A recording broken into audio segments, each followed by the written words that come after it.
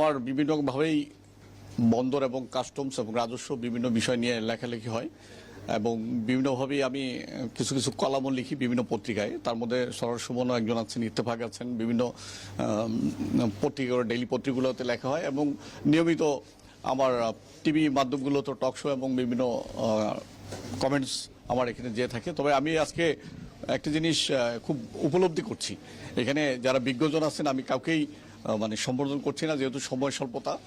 আমি একটা কথা বলতে চাচ্ছি যে আসলে একটি ইলেকট্রনিক পদ্ধতি, মানে যে পদ্ধতির মাধ্যমে আমরা আমাদের এই খবরগুলো বা এগুলো প্রচার করে থাকি, তার মধ্যে আবার আরেকটি নতুন প্ল্যাটফর্ম, এই বিষয়টা আমাকে খুব মানে আলোড়িত করেছে। আমি বিষয়টা নিয়ে আসলে চিন্তা করি নাই, এখানে এসে জানতে পারলাম যে আপনারা একটা নতুন ডিজিটাল প্ল্যাটফর্ম করছেন। তো আমরা এর আগে যে আমার যে নিউজগুলো বিভিন্নভাবে মানে প্রকাশিত হয়েছে, সেটি ডিজিটাল মাধ্যমে হোক কিংবা আপনার ওই প্রিন্ট মিডিয়ার মাধ্যমে হোক, সেটিকে আবার আরেকটু বেশি মানুষের কাছে পৌঁছে দেওয়ার জন্য আমি সেটা প্রায় সময়, যেটা একটু গুরুত্বপূর্ণ বেশি বা একটু বড় ধরনের অংশ ছিল, সেটাকে আবার ফেসবুকগুলোতে বা ইনস্টাগ্রামগুলোতে আবার ওগুলো পোস্ট করে আরেকটু দৃষ্টি আকর্ষণের চেষ্টা করতাম, যে আরেকটু যেন বেশি মানুষ দেখে। তো এখন আমার কাছে মনে হচ্ছে যে আপনারা যে প্ল্যাটফর্মটা তৈরি করেছেন, আবার এক্সট্রা আপনাদের থেকে কপি নিয়ে বা ওই আগে বলি যে আপনার ভিডিও ক্লিপটা আমাকে পাঠান, আমি একটু ফেসবুকে দেবো, আমার মনে হয় সেই জিনিসের সেই সময়টা বোধহয় পার হয়ে যাচ্ছে, সেটা আর বোধহয় লাগবে না। এই লিড দিলেই হবে, তো লিঙ্ক দিলেই হবে। সুন্দর একটি ব্যবস্থাপনা তৈরি করেছেন। আমার যারা এখানে আরো যারা আছেন, এখানে আমার নাসির ভাই দীর্ঘদিন থেকে, ওনার সাথে কিন্তু আমার বিভিন্ন বিষয়ে আলোচনা এবং তর্ক বিতর্ক, আমরা একসাথে একই প্ল্যাটফর্মে অনেক দিন থেকে কাজ করেছি।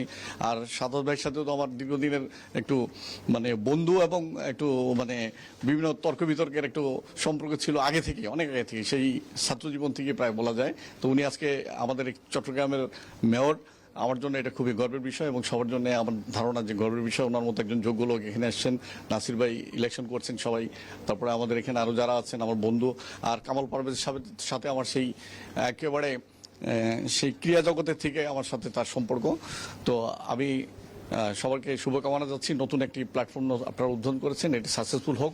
তবে সব শেষে একটি কথা বলবো, চট্টগ্রাম অর্থনীতির প্রাণ, চট্টগ্রাম বন্দর এবং চট্টগ্রামের যে রাজস্ব আদায়ের যে জায়গাটা, এটিকে যথাযথভাবে যেন এটিকে পূর্ণাঙ্গভাবে যেন আমরা ব্যবহার করতে পারি এবং এটির যে ফল এবং ফসল যারা সারা বাংলাদেশের অর্থনীতিতে যেন এটি মানে প্রাণের যে স্পন্দন, সেটি যেন জাগাতে পারে। পাশাপাশি আমি আজকে যেহেতু মেয়র সাহেব আছেন, ওনার সাথে একটা আমি মানে ওনার কাছে আমার একটা অনুরোধ রাখবো, যারা সারা পৃথিবীতে বন্দর কেন্দ্রিক যে শহরগুলো থাকে, সেগুলো থাকে সবচেয়ে দৃষ্টিনন্দন বন্দর, মানে দৃষ্টিনন্দন শহর।